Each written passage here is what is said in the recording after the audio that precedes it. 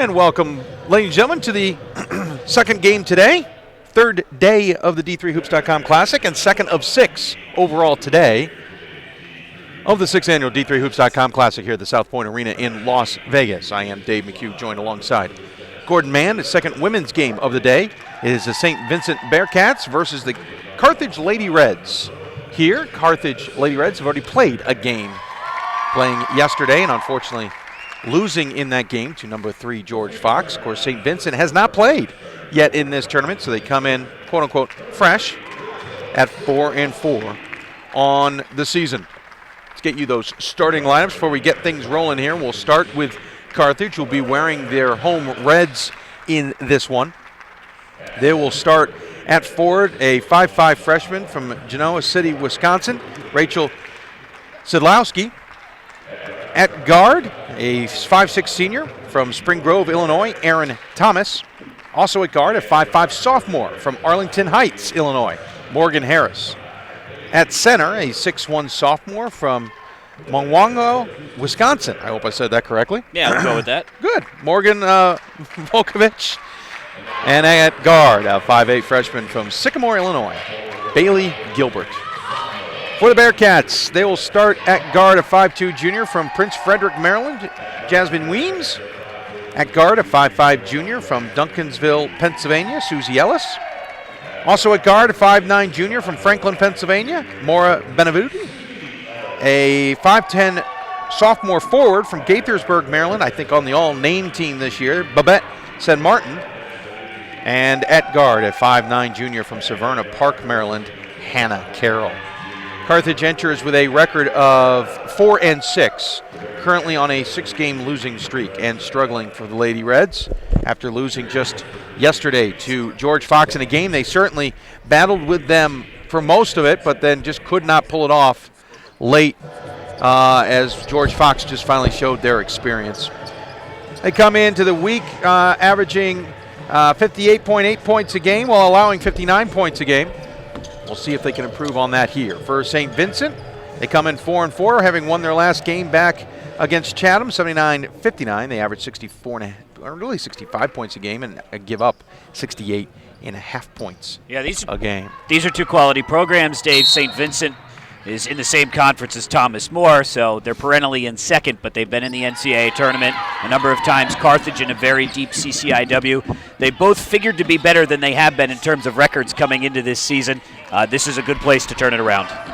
So we'll get things rolling. As you can see, Carthage won the opening tip, but St. Vincent now has the ball after the missed opportunity on the first opener. Carthage is in their reds with white numbers and black trim. They'll be moving right to left. St. Vincent in their white uniforms with yellow numbers and black trim, moving left to right across your computer monitor. We hope finally we have solved our video problems and they will stay for the rest of the day. Anybody who's been watching our rest of the tournament can understand why I may have said it that way. St. Vincent with possession, shot clock down to 18. In the hands of Benvenuti. Thank you, Benvenuti. Hands it off to San Martin, who hits the deuce. First lead of the game, St. Vincent's at 2-0. Carthage with possession, facing looks like a 3-2 zone from the Bearcats, and it is, as they switch off on some matchups. Carthage going to try and take advantage of the post if they can take advantage of it. They had a little trouble there getting the inbound. Nice pass to the other side, though, and an easy basket for Sidlowski. Yeah, Sidlowski played well yesterday. Carthage will get a much easier look underneath the rim. Yesterday, they playing against George Fox. You had Justine Benner, who's 6 foot, and Jamison, who's 6'3", both with real long wingspans. And Vukovic and Sidlowski figured out pretty early as St. Vincent scores that they weren't going to be able to score a lot down low. That should not be as much of an issue. St. Vincent has decent depth at the forward position, but they're all in the average for D3 forwards, 6 foot, 6'1". They don't have quite the same rim protecting presence that the Bruins do. Benvenuti with the basket on the other end for the Bearcats. They take the 4-2 lead. 2 minutes into this one. If you're new to women's basketball, don't forget they play 4 quarters, 10 minutes each now. Missed shot there by Sidlowski. Rebounded by Weems. We're going the other direction. A lot of Maryland players on this St. Vincent squad. Yep, they're not far from the border. St. Latrobe is probably about 30 minutes from the border with Maryland. Three-pointer from the top of the key for Hannah Carroll, who's from Severna Park, Maryland. Hits that one. She averages about 7.6 points a game coming into the tournament. Leading three-point shooter from a year ago. Struggled in the opening 8 games of this season. St. Vincent a surprising 4-4. Yeah. Some of their losses to some of the lower team tiers in their conference who they've traditionally not had any problems with. Loose ball scenario, yeah. And Harris there cleans it up, drives the lane, gets the basket to fall. So Carthage at least taking care of some opportunities that could have gone sideways. Long three, back iron, no good for Susie Ellis. Ellis just decided to pop and shoot it there early in the shot clock. Carthage with one of the deans of women's basketball coaching, you could say, Team Bonero. Love talking to Tim.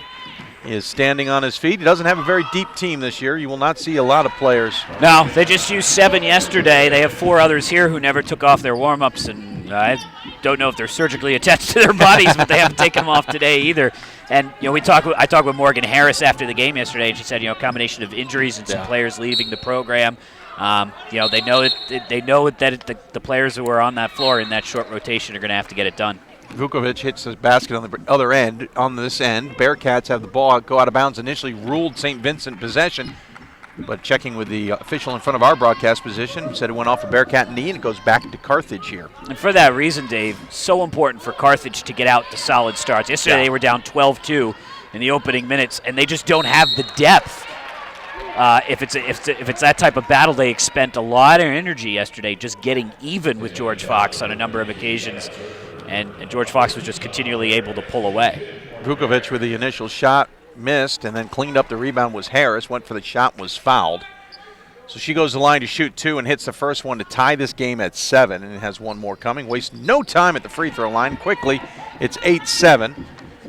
Carthage with the lead. First foul on St. Vincent, of course, first of the game as well. Both teams have 3 30-second timeouts and 2 fulls to use in this game. They must use a timeout in the first half, or they will lose one of those 30s. Three-pointer, far wing, nothing but net. Looks like someone's finally found her range. Carroll with the 3.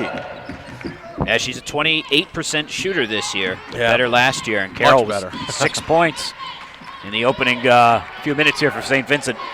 Quick pass inside to Vukovic. A little bit too much for her as Sidlowski had just a little bit of extra pepper on that pass, and the ball ends up in San Martin's hands for the Bearcats, and now Weems in control. Carthage, no surprise, man-to-man defense. Long 3, just a little bit short for Carroll. Probably wanted to be a step in on that one. But she certainly feels comfortable to take that shot as we hit the 5:20 mark here in the first.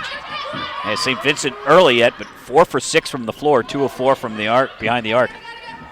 Pump fake, drive, handoff to Sidlowski, and then loses it out of bounds, but it will remain Carthage possessions. We'll get a substitution here. For Carthage checking in, number 44, Monica Massini, 6'1" freshman. She will replace Sidlowski. And checking in for the Bearcats, Maria Morgan, the 5'3" freshman guard, into the game.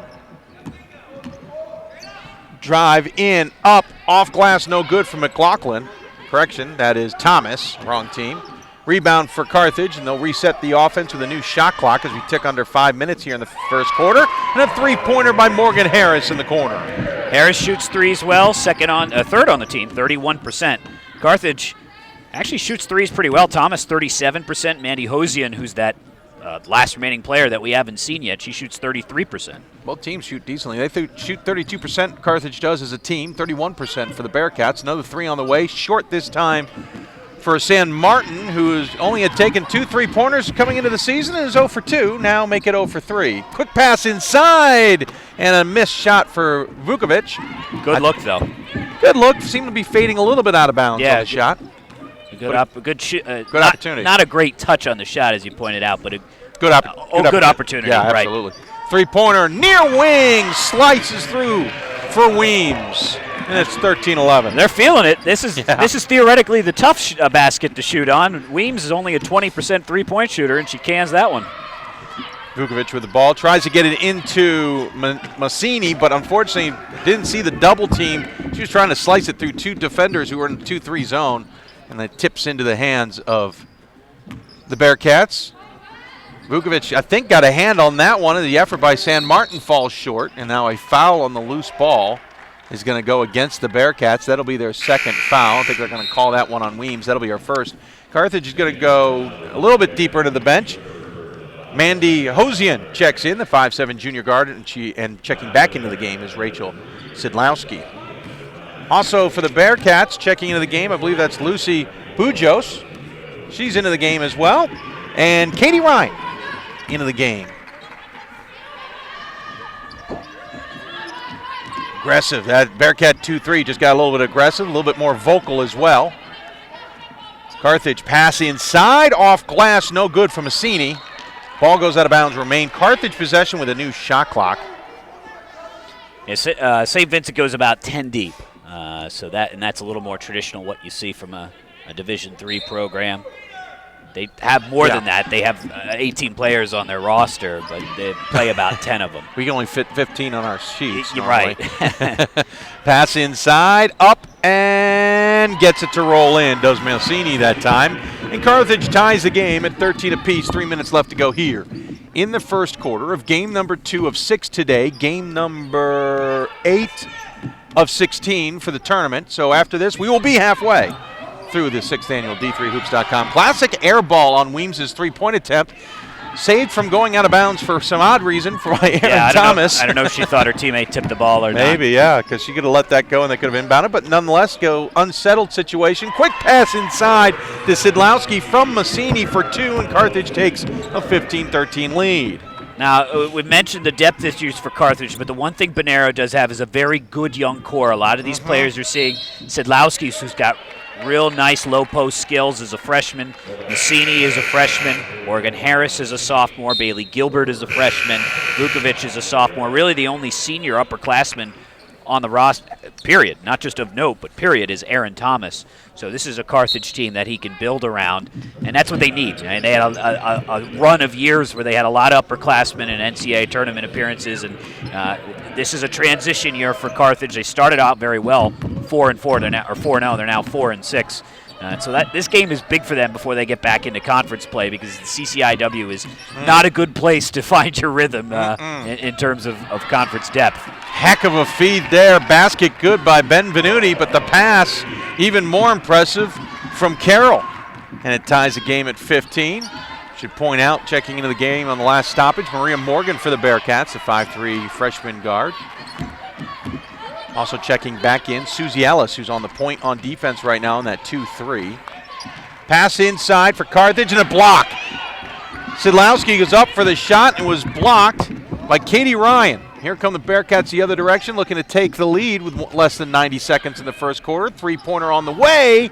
Front iron no good. This one will be saved again from going out of bounds by Morgan Harris and the Lady Devils. Thought about somebody else on the... Dickinson? Yeah, I had Dickinson in my mind for some reason. Lady Reds from Carthage will bring the ball across the timeline. Pass into Sidlowski was tipped yet again. This time I believe that was Carroll who got her hand on it. If it wasn't, it may have been Ryan. And a foul on the drive. One of these players who seldom used is going to check in here for Bonero. First action of the season for number 21, Kelly Clenworth, the freshman guard from Crystal Lake, Illinois. I was about to look at you and go, thanks for the notes, Gordon. Yeah, well, you gotta break the trend at some point. You really can't play 7 players all year. You really can't. Let's see what Clenworth does here. She's got a... There's nothing here for information. I mean, just she hasn't played nothing. yet. Yeah, no, we got nothing. And first action of her college career. Gilbert brings the ball up the court, and he dribbles it into the foot of the Bearcat defender, who goes out of bounds. Carthage possession. 52 seconds left here in the first quarter. We're tied at 15. Yeah, it's not an exaggeration. The other 3 players, Maisha Arnold, Amber Roberts, and Jenny Barnick, have not played yet this year. And as a result, we have now said their names. Yep, there you go. Good, we're good to go. Ball tipped out of bounds, thankfully missing our game clock, but barely. Will remain Carthage possession. 41.3 seconds to go in the game. 16 seconds on the shot clock. One thing I like from St. Vincent is they play tall. Yeah. By which I mean their arms are always out and extended. Yep. You can see that right there. And they are tall. For a Division III team, relatively tall in size. It doesn't matter, though, if you play with your arms at your side. Three-pointer. Carthage breaks the deadlock. Three-pointer by Gilbert. She's a terrific free throw shooter. You do not want to put her on the free throw line, but she's not that bad from outside either as we tick under 18 seconds left to go here in the first quarter. Pump fake from Ellis. Ellis drives, kicks out. Three on the way, rims out for Morgan. Caught by Carthage. Less than 10 seconds to try and get the last shot here and extend the lead. 5 seconds to go. Harris picks up the dribble, gets it to Vukovic, who hits the shot right before the buzzer. And for a game that was knotted for most of the first quarter, will end with Carthage leading by 5. Carthage, the 2015 lead on St. Vincent, will come back with second quarter action from the D3Hoops.com Classic right after this.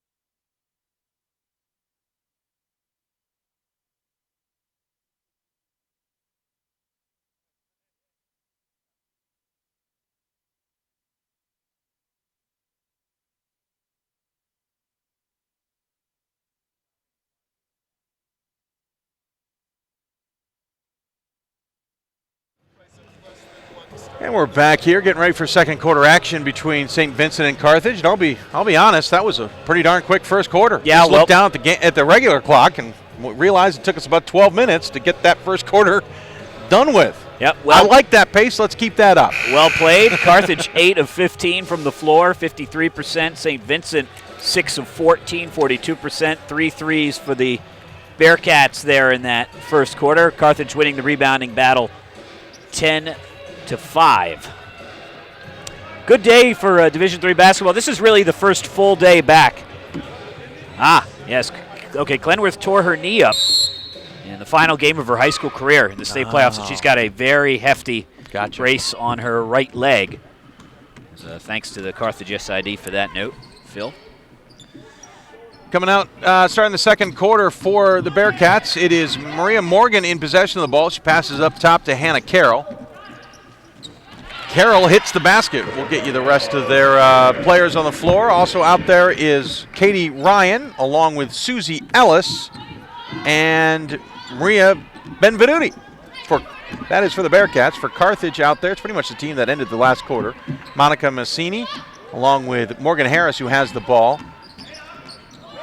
Morgan Vukovic is out there as the ball is stolen. Also, Bailey Gilbert, and I'm missing somebody. There it is, 21, Kelly Cledworth. Yeah. So basically the team that finished the quarter stays out there, 20-17, 9:13 left. And just as you figure that out, they're going to switch it up. They're going to sub it up. Aaron Thomas in for Clenworth, Sidlowski in for Messina. Good number for Carthage in the first quarter there. 7 assists to 3 turnovers, a +4. That's a nice ratio in that first quarter. Might be a good sign for Cledworth. Coach Monero stopped her from going to the end of the bench, put her at the front of the bench. Said, no, sit over there. Yeah. All hands on deck. All 16 of them. Yeah, exactly. As driving the lane there was Alice. I thought took an extra step. It just looked weird. Doesn't matter. Did not fall. Carthage has possession. They'll set up against that 2-3. Bearcats have shown nothing but a 2-3. And Mann continue to have trouble getting the ball into the paint. Vukovic that time could not get it inside to Sidlowski. Bearcats come the other direction. 3 on the way from Carroll. No good. Rebound hauled down by Thomas.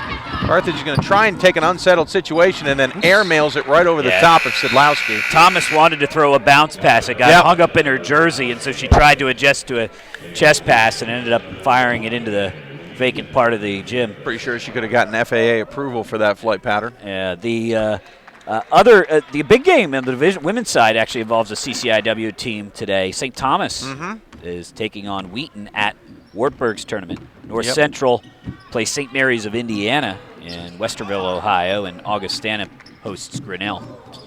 Or plays Grinnell. That's at Dubuque. I think Whitworth's playing today against Whitworth Williams? Lost earlier. Whitman is playing. Whitman. Yeah, is playing Williams. Whitworth lost to somebody off the East Coast. There's a lot of them off the East Coast. Yeah, it doesn't narrow it down too far, does it? Foul called on Carthage. That's their first of this quarter. Babson got it. Okay. So it's a good game between two teams who won the tournament last year. In the hands of Morgan. Morgan swings it around. Carthage in a man-to-man. And a foul called on the shot attempt by San Martin. So it'll be back-to-back fouls for the Lady Reds, and they'll send San Martin to the free throw line. She's a 60.9% free throw shooter coming into today. Started the first 5 games, missed 2, started last one, and started this one. So she has started, I've lost track. I already can't count. Most, but not all. Yeah, there we go.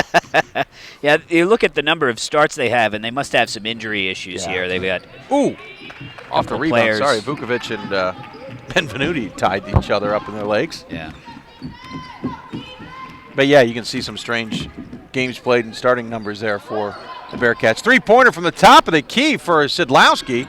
She's only taken 5 of those entering the weekend. Missed that one. She was 1 for 5 entering the weekend. I don't think she took one yesterday necessarily. But after that attempt, Coach Bonero decides, I'm going to come over and talk to you maybe about passing the ball, and Massini is back into the game instead. And just because it's worth noting, Cledworth just moved up a seed. She's got a chance to play, and I want to see if she's going to get some more time. I can't imagine she won't. No. I mean, you were just out of gas, really, from the mid-third quarter on yesterday against George Fox. 3-pointer near wing, missed by Benvenuti. Ball goes out of bounds, remain Carthage possession.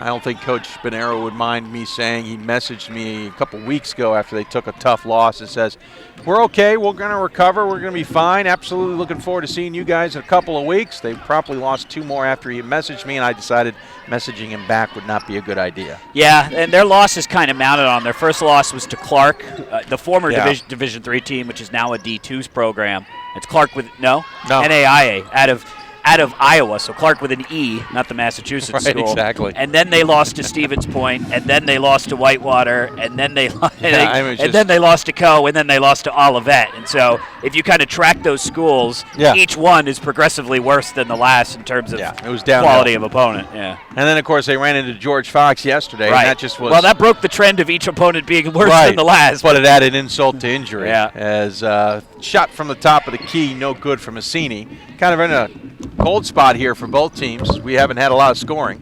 20-17, 6:30 left to go here, second quarter. Bearcats with the ball moving left to right. Across your computer monitor, if you're joining us, we thank you for taking the time. Shot up, completely missed, way right for Carroll there. Yeah, George Fox. St. Vincent has gone cold here, and really since the early moments of the first quarter. Sometimes you hit threes, and it can actually get you out of a rhythm because you start thinking, this is our night. And you just take more and more of them as Vukovic drives and scores and will draw the foul on San Martin. That gets Carthage 2 more points on the board, makes it 22-17. Checking back in for the Bearcats will come Susie Ellis. She will give Maria Morgan a break. And checking back in for the Lady Reds is Rachel Sidlowski, and she will give Morgan Vukovic a break. On the line is Massini for the 3-point play officially. Now, Ellis leads the team in scoring, 15 points per game. Good shooter, 48% from behind the arc, 90% for the free throw line, but she's only taken 1 shot here today, and it was an off-balance airball 3. Here she is with the ball right now. Ellis with the ball, kicks it out to Carroll, who keeps taking a step further and further back, but that one at least fell. St. Vincent now gets 3 points finally, and it's a 3-point deficit. Carthage leads 23-20. 4 threes for St. Vincent in the... 3 of them have been from Carroll. Yeah, from the opening minutes. Still will stay in that 2-3, and a little bit too much body contact there for Benvenuti. Should be her second. She's started every game this season, was an all-pack second-teamer last year. Yep. Certainly knew Benvenuti's name. We talked about the Bearcats. She was one of their cogs, certainly, and has been. Yeah, and again, it's been a weird season for them. 4-4, the losses to Bethany and one other team in conference, maybe Grove City. Their one win is over Chatham, who's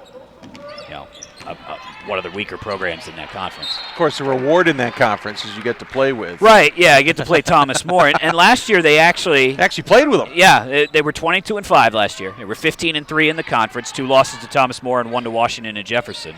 3-pointer in the corner is good from Gilbert, and Carthage extends its lead to 6. Thomas More didn't lose to anybody last year, but St. Vincent only lost to them by 10 and was leading them late in the fourth quarter in what actually, other than the St. Thomas game, or other than the WashU game, that was Thomas More's closest game ended up being all year. The only other game they had where they were down late in a second half was against WashU, and including all through the tournament. San Martin dragged her pivot foot, turned the ball over for the Bearcats, who coming out now in more of a 3-2 zone now. Just because of manpower, they got more guards out there than forwards, so they slide into a more guard-oriented zone. Three-pointer! That one caught some rain. That was beautifully designed. Sidlowski from the free throw line to Massini on the baseline, and then quickly to Harris wide open for three, and the former high school soccer goalie hits the three. Gotta love those soccer goalies. Harris with that had quite a bit of arc. Forces a timeout for St. Vincent. They call their first timeout. They might as well. They're going to lose it anyway in about 4 minutes and 36 seconds of game time. So they call timeout to talk things over as Carthage extends to its biggest lead of the game, 29-20 here with 4:36 left to go in the second quarter. Carthage 4 of 5 from three, and perfect from the free throw line, and 52% from the floor as a whole adds up to a really good offensive first half there for Carthage. They also doubled up the Bearcats in rebounding, 16-8. Just everything positive here. 9 assists to just 6 turnovers now, but on a whole, very good, outscoring the Bearcats 12-4 in the paint. Bearcats with possession coming out of the timeout. Was a tick under 4:30 left to go here in the first half. St. Vincent needs to find a way to get offense. It's something other than a three from somebody 5 feet behind the arc. Yeah. In the hands of Benvenuti. She drives in, gets an off-balance look at Gilbert. Bailey Gilbert, I'm correct. Yep. Swats out of the air rather easily. Carthage with possession, like to make this a double-digit lead. Gilbert's shot, though, falls well short. She had pump fake, took a step inside the three, and kind of got off kilter, I think. Yeah, good defense from Benvenuti there, not to reach across the body and foul her. Bearcats would love to get the ball inside. Carthage is making that just about impossible. Yeah, something I like here from, actually, Petruska, the head coach for St. Vincent, is forcing them into it. Nice rebound by Weems. Carroll is a guard, or as a forward, but she's playing so far away from the rim that it's bringing her defender Sidlowski out and is actually making it much harder to make entry passes down low, because you're drawing one of the power forwards out to play a guard position and making it harder to get entry passes on that side of the court. Long two on the way is no good. Rebound fought for and somehow corralled and brought in by McLaughlin. I'm sorry, did that again. It's Thomas. Thomas brings it up, drives the lane. Ooh. Oh, jeez, that shot went nowhere. San Martin with the block. San Martin said no thank you. Then a three-pointer from Harris is no good. As finally Thomas picks herself off the floor and comes the other direction. Less than 3 minutes to go here in the first half, and I just get my first look of Mr. Justin Sweeney, who showed up. Apparently we did not get the suit memo today. Must be dressing nice for somebody. Yeah, I don't know who it'd be. Not for us. As checking in for Carthage. Monica Massini with the foul there. Oh, thank you. Massini with the foul. She will check out, checking into the game. Well, guess what? Michaela Giamarino, sorry. Just looked weird to me. Gets into the action for the 5th time this season. Weems for three, no good. And Michaela picks up the rebound and then nearly throws it away before Harris hauls it in. By the way, Vukovic also checked into the game for Carthage. But Coach Tim Bonero not happy about something. Yeah. He looked frustrated when they set up the offense as Harris goes for the shot, misses it, but somehow comes up with a rebound. Paid the price for it, hit it right in the face. I was going to say. It did not look comfortable. She's got possession. 13 left to go in the first half. We were under 20 seconds on the shot clock. Drives the lane, off glass and nothing. And a foul on the rebound. It looks like they're going to pick up that on Sidlowski. I think that's her second. Yeah, and they're playing a little deeper into their bench here today, but foul trouble is not Carthage's friend. No. Sidlowski does pick up number 2. Out there for the Bearcats, Susie Ellis, Jasmine Weems, also Katie Ryan, Maria Morgan, and Hannah Carroll. Weems has the ball, play a little give and go with Carroll. Carroll with a shot from the baseline, no good. Rebound, effort, it was all Carthage in there. Yeah, great job down low by Bailey Gilbert, who's played a real good first half. Katie Ryan went for the rebound for the Bearcats and found herself surrounded by Lady Reds. Vukovic with the ball at the free throw line, finds herself open, takes a shot, back iron no good, nobody in position to rebound, so the Bearcats get an easy rebound. That play is open, and Carthage has said it was open about half a dozen times yesterday with the way they play offense. They've got to get Vukovic and Messini to be able to convert at least enough of those to convince the defender to come out and defend them. Because what you see is the low post defender, when they're at the foul line, just drops back for the rebound, doesn't even think about coming out the challenge. So you need them to either hit those jumpers or to develop a move where they drive to the rim and can draw the defender. Williams' pass to Susie Ellis. Ellis can't hold on. It goes back to Carthage as we're about a minute left to go here in the first half. 29-20 lead. We've been stuck on that score for a while as well. This has been a very low-scoring second quarter. And another steal. Morgan up ahead to Carroll, who hits the layup, and 2 points for St. Vincent, 29-22. Carthage the lead as we tick under 45 seconds here in the first half. Carthage with possession. Sadlowski found herself wide open at the top of the key, but passes up instead. Ellis with the shot, no good. Harris, I should say, with the shot, no good. Giammarino with the pass to her. Nice little cut on the pick. Found Harris open. She just couldn't convert. 21 seconds, no shot clock here, so Bearcats would presumably hold on to the ball. And as Weems clearly shows here as she backs it up to the mid-court line to set up the offense. 8 seconds, looking for the final shot. Out to Morgan for the shot. Hit iron, but does not fall. Buzzer beater attempt is good! Maria Morgan with a prayer that falls at the buzzer from about 23 feet. And that gives Carthage just a 4-point lead at 29-25. Morgan missed the initial shot, hit back iron, tracked down her own rebound, and then sank a prayer at the buzzer. In the meantime, our Gordon Mann has tracked down Coach Tim Bonero of Carthage, who will probably talk about that shot and some other things. Gordon. Well, Coach, you got a good lead at the half. Before we talk about the play of your starters, you're able to go a little deeper on the bench today. I know Clenworth, who injured herself in her last game in high school, you got her in there. You got Giammarino in there. Talk a little bit about extending beyond the kind of 7-player rotation. Yeah, I think yesterday's game was pretty physical. We thought we needed to use some more people today. Kelly's been, like you said, she was injured, and she's just getting to where she's healthy, and she's a very good player. We want to give her a little time before we get into our conference. And Giammarino played when we had some injuries earlier in the year, so I wanted to try to get them a little confidence here and get them into the game in the first half and see how we can do. Very nice first half there for Bailey Gilbert and also for Rachel Sidlowski. Talk about what they bring as you get some halftime statistics there. Forwards with some range. They've got some. You've got a nice young nucleus here. Your forwards could do some different things, which is real nice. Yeah, we've gotten the open shots for those kids. Bailey's a great three-point shooter. We got to get her more touches. We tried to do some stuff later in the half to get her the ball even more. They're giving us that free throw line jump shot. Maybe they saw yesterday we didn't make it either. We got to make it, or we got to take it to the basket from there and make them stop something, because there's nobody within 10 feet of the kid at the free throw line. Rachel's made a couple, but we've missed more than we've made. So. Last question for you on defense. St. Vincent basically playing this whole game from behind the arc. You guys have completely shut them out inside the paint. Yeah, I mean, they like to put the ball on the floor like a lot of teams nowadays and dribble drive and stuff. We've done a good job on Ellis, but we've let 40 go. I mean, we know, looking at her stats, that's pretty much all she does, and she's got 3 already. So that's been kind of driving me crazy a little in the first half. But if we can get her under a little control, we like how we've guarded them so far. Solid first half for the Lady Reds. They lead at the break. Thank you, Gordon. Gordon and Tim Bonero, thank you for him taking the time as well. We're going to take a break from here. We'll come back in a few minutes, get you first half stats. We'll also get you other details before we get ready for second half action. You're listening to the D3Hoops.com Classic from the South Point Arena in Las Vegas here on D3Hoops.com. Carthage leads St. Vincent 29-25 in women's basketball action. More from the South Point Arena later when we come back.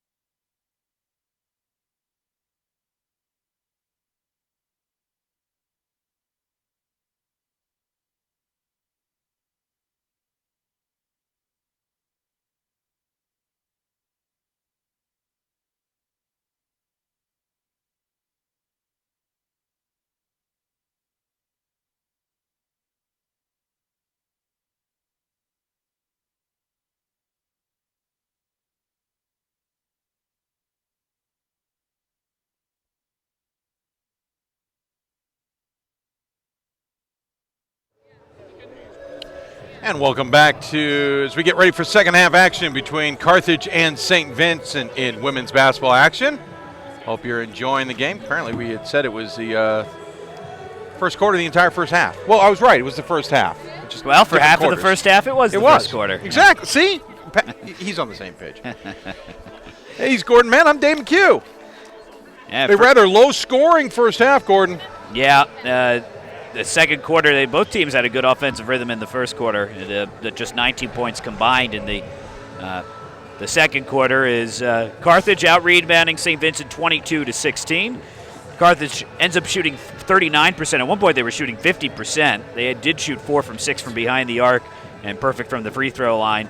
St. Vincent came out. They were the opposite. They were shooting very well to start the first half and then cooled down to a 33%, 5 of 16 from behind the arc. A lot of looks from behind the arc. More than half of their shots were from 3. Assist to turnover ratio, Carthage +2. St. Vincent also a +2. Carthage just pretty much controlling the game from the second quarter on. Big 3 there from Morgan at the end of the first half. We'll see if that carries any momentum into the second. As we go into the second half here, starters are back on the floor for both teams. Carthage, who is in their travel reds with white numbers and black trim moving left to right. It is Rachel Sidlowski, Aaron Thomas, Morgan Harris, Morgan Vukovic, and Bailey Gilbert out there on the floor. In the hands of Thomas. Goes for the shot, and it's missed. Bearcats coming the other direction. It's Jasmine Weems, Susie Ellis, Mara Benvenuti, Babette San Martin, and Hannah Carroll. As Carroll goes for the shot, and she is fouled by Sidlowski. Of course, that is Sidlowski's third foul. We'll keep an eye on that one. First foul of the half, quarter, and Carroll will go to the line to shoot free throws. She is only a 54.5% free throw shooter, so she has been struggling to shoot from long range all season. That one certainly looked comfortable as it makes it 29-26. Sidlowski grabs a seat, and she's replaced by Monica Massini. No surprise there in any way, shape, or form. Yeah, even with some of these players, the players that Coach Bonero has worked into the rotation, they're all guards. Yeah. So the size down low, depth in the front court, still really playing with 3 players essentially. Well, 4: Gilbert, Vukovic, Massini, and Sidlowski. Wow! 3 off glass by Aaron Thomas. I didn't hear bank. Did you hear bank? So I did not. But and Thomas with kind of a look of disgust after. I think she was happy to make it, but not happy with the way it looked. Yeah. Not how she planned on shooting it. Nonetheless, it's a 5-point lead for Carthage, who's led by as many as 6 in this game. 9 minutes to go. Shot off glass, no good there for San Martin. Coming the other direction comes Carthage in the hands of Thomas. Thomas, may have gotten away with a double dribble. At least it looked awkward from my angle. Nonetheless, Gilbert with the shot, hits glass, no rim. It's coming the other direction as both teams just struggling to shoot in this one. Not that the percentages say that, it's just when they miss, they're bad. Yeah, St. Vincent, it's like there's an impenetrable force field that's about 18, that keeps everyone more than 18 feet away from the rim. Is a nice mid-range jumper there for St. Vincent, but that's really all they're getting. They've got nothing working in or even around the paint at this point. San Martin with that shot. Thomas again goes for glass, this time a little too far. I think I heard bank that time. She just pushed it too far over the rim. Weems skip pass near side. Ellis thought about that shot for a while, then changed her mind. Gets the ball back, drives the lane, kick out, shot on the way, well short. Well short for Benvenuti, and then San Martin sails the rebound right up and over the rim. Yeah, I mean, that had the effect of being a perfect pass to San Martin underneath really the rim, and she misses the layup. I mean, that could have gone down as an assist if you wanted to, but kick out. 3 on the way. That one catches back iron, no good for Harris, and the ball goes out of bounds. Yeah, for Weems. A little stay, Carthage possession. They'll get a new shot clock. Is checking into the game is Mandy Hosian. She'll give Gilbert a break, and checking in the game for St. Vincent. Well, Weems went and got her feet on the sticky pad. Yeah. That's what happened there. It looked weird. It looked like she was checking in for herself. A foul on the possession will give the Carthage the ball on the baseline. Yeah, third on Benvenuti here, so we'll see if Coach Petruska wants to make a sub or not. He hasn't jumped to the bench just yet, the St. Vincent grad. Blocked out of bounds by San Martin on the shot attempt by Morgan Harris off a nice feed from Massini. And Carthage will once again inbound it for about the third time in the last 5 seconds. Out to Thomas. Thomas looking for options and gets it to Hosian, around to Harris. Harris now in trouble on the baseline, picked up her dribble.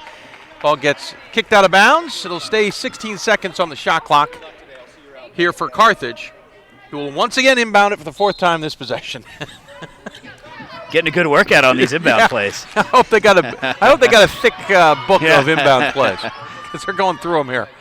Harris for a 3 off the feed from Hosian. Nice shot there from Harris, who's played real well the last 2 nights. 35-29. Carthage maintaining the Bearcats at arm's length. 6-point lead. I said earlier that was their largest. They actually led by 9 at one point in the second quarter. Shot no good on the layup by Ellis. A lot of missed post-up range so missed shots. shot there, but Ellis has got to find some way to get involved, even if it takes a couple of misses here. Oh, nice shot there from San Martin. Yeah, right from the elbow. They got to start trying something inside. If you're not – it's like Carthage yesterday, struggling against George Fox. If you can't get baskets, at least try and get fouls. You can't live outside the three-point arc. You got to get Ellis going. She's your team's leading scorer at nearly 15 points a game, best shooter, best three-point shooter, and best free throw shooter. And she just hasn't had much of a game to talk about so far on the offensive end. 2 field goal attempts in 2+ quarters now. Yeah. There's a traveling violation. Coach Bonero frustrated yet again. Yeah, and Bonero, he noticed the same thing I noticed there. Nobody defends them on the foul line. He said, somewhat wryly, I guess they noticed we couldn't make the shots yesterday from there either. And that's exactly. So you saw what he had Massini do is he wanted her to pass from that point. Yeah. Into the corner is Benvenuti. 3-point on the way from Ellis. Nothing but air. And it falls into the hands of Morgan Harris, literally into the hands of Morgan Harris, who comes the other direction. To Massini, who now looks up and passes off. Back to Thomas. Thomas somewhat around Massini and then gets unceremoniously blocked by Carroll. Quickly up ahead. Benvenuti. Nice look. Nice feed to San Martin. And a couple quick points here by St. Vincent's. Cut the deficit to 2. Kind of give them a little bit of life here. Yeah, and again, much more aggressive towards the rim. I think they've rediscovered themselves a little bit at the half in terms of being more aggressive on the dribble penetration. That was a fast break, so that was an easy call. But even in their half-court set, more aggressive. Pass from, dribble by Harris goes out of bounds, and Harris says that was my fault, but they'll inbound it anyway. And we got some Gilbert and good Sidlowski names. back I was going to say names we've seen before coming back in. Sidlowski's going to have to be careful with 3 fouls with 5:15 left to go here in the third quarter, but she gets the ball in the inbound. Into the corner for Gilbert for 3. Iron no good. Gilbert's range has been a little bit off. Yeah. And Sidlowski, though, cleans up the rebound, puts it in, and extends the lead to 4. And then what just happened on the inbound? Stepped over the line. Oh, that's not one you want to admit to later. Massini with the ball, back to Harris. Back to Massini. They're about 3 feet from each other. Massini with a fadeaway for some reason and misses it short. Weems picks up the ball for the Bearcats. Here comes St. Vincent. Nice bounce pass to Carroll. Yeah, tough spot for her to do anything with it, though, curling away from the basket. Ellis trying to find the range, well short yet again. Ellis has 4 shots and 3 are air balls. Yeah. I mean, she's taking a 19-foot shot, and it's coming up about 16 feet. Massini with a power move, but look at the block by Carroll. Carroll's a great defender. She has got arms for days and great timing. And, yeah, I was going to say the reaction for her, and they're going to get Massini for the foul. So Carroll's. Yep. Carroll was trying to get position and actually, let's be honest, had position. Yeah. And Massini grabbed a hold of her. And I don't know, she shoots 28% from 3 and not a whole lot better than that from the floor. So that makes me wonder how many non-threes she's taken. So I don't know that she's really a back-to-the-basket type of player as Carroll, but if she could develop that in her game, she's got a great build for a guard. Just long arms, strong trunk, a real nice looking piece there for Petruska. Weems' 3 was no good. I watched Massini come off the floor, and Coach Bonero grabbed her and had a calm, quiet conversation with her. Yeah, I think he realizes Tim's not a screamer really anyway. He's not Chuck McBreen or some of the other coaches we've seen this weekend. Nice little jumper there from Benvenuti. But he knows this is a young team, and I think you're going to see he's going to make those types of corrections throughout the season. He's he's not Gray Giovanni to give for a CCIW perspective. He's going to be a Let's quieter. be honest, nobody is. Quieter corrections from him this year. Nice feed inside. Harris with the jumper. Did that come from Vukovic, I think? Well done. That's one of those seeing eye type of passes, just right in between a couple defenders' hands. Harris had snuck in on the backside quietly. As we continue on, Bearcats with possession, trailing by 4, 3:20 left. San Martin with a nice little pump fake, but falls short yet again. I don't even think it caught iron. No. Man, it did catch the bottom of the net. Gilbert for 3. Beautiful shot there. That didn't catch iron either. No, it didn't catch iron. That caught all net on the way through. Pass off to San Martin. San Martin up for the shot, no good. And if this is on Sidlewski, it's going to be her. I think Sidlowski third. will be safe. I think they're going to get Mandy Hosian instead. I missed it. I think you're right, Yeah, though. it was on Hosian. That is team foul number 3 on the Lady Reds. So San Martin goes to the line. She's a 61% free throw shooter. Had a couple so far today. Psychology major. First one up. Oh, jeez. Rimmed out. How do you feel about that, Dave? Yeah, well done. Checking in for Carthage is Aaron Thomas is back in the game, and checking in for the first time this half, Kelly Cledworth, the 5'8 freshman guard from Crystal Lake, Illinois, getting her second action of the season in this game. Second one is good for San Martin. Deficit now 4. She's been real. San Martin's been real aggressive here. She's got 9 points. She averages 11 on the season. He's Gordon Mann. I'm Dave McHugh for D3Hoops.com here at the 6th Annual D3Hoops.com Classic from the South Point Arena in Las Vegas, Nevada at the South Point Hotel. And we are watching Carthage versus St. Vincent in game number 8 of the tournament, game number 2 of 6 today. Vukovic with the shot, no good, and Carroll hauls down the rebound for the Bearcats. Carthage in their red on defense. Bearcats of St. Vincent in their white uniforms, moving right to left. They are in offense. Carthage has played basically man-to-man here the entire game. Nice Shot from rebound. Carroll was no good. Bad decision there from Maria Morgan. She got it. Made a great rebound, but you're not going to get it past through 4 bodies in that small space. But nice effort on the rebound. 3-pointer is going to come up well short yet again for Harris. Carthage has 16 field goals, and 7 of them are threes. Oof. And I'm not sure if the ball got blocked or it hit the bottom of the backboard. But I hope it was blocked. Yeah, because Morgan found herself way too far underneath the basket. Yeah, it was a 4-foot shot on a layup. Carroll will take a seat, by the way, and checking into the game is San Martin. Katie Ryan, I'm sorry. Messini in for Vukovic, Bailey Gilbert in for Morgan Harris. Yeah, you can see the look on Morgan's face, too. She just has that look like, yeah, how did I get there? Gets it to Weems on the inbounds. Nice little jumper from Weems. Cuts the deficit to 4. 42-38, Carthage the lead and the ball. 1:54 left to go here in the third quarter. Nice look from Weems. She's got 5.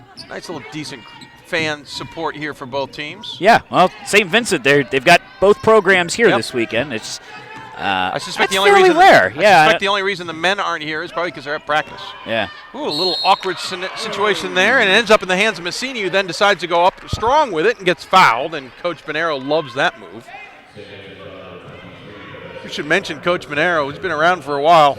He was assistant on the men's coach for 13 seasons. What, 7, 8 years? Yeah. Lake Forest grad, 222 and 113. I should rephrase that, 222 now and 114, unfortunately, Coach. In his 13th season as the women's head coach here.